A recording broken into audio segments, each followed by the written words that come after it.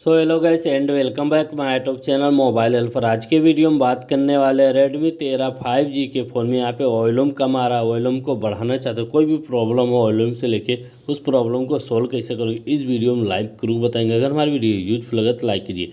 Setting को open करना, search का आइकान देखने को मिलता है, इस पर क्लिक करना। यहाँ पे मोनो लिख के सब करना, MONO इतना लिख के सर्च करना। इसके बाद फर्स्ट वाला ऑप्शन देखने को मिल जाता है, इसी पर आपको क्लिक करना है। जैसे फर्स्ट वाले ऑप्शन पे आप क्लिक करते हो तो आपके सामने यहाँ पे मोनो का ऑप्शन देखने को मिलता है, फर्स्ट ऑप्शन, इसको ऑन कर देना। इसके बाद यहाँ से वॉल्यूम बढ़ाना चाहते हो जितना बढ़ा सकते हो और कम करना चाहते हो तो कम कर सकते हो। अगर हमारी वीडियो यूजफुल लगे तो लाइक कीजिए और शेयर कीजिए।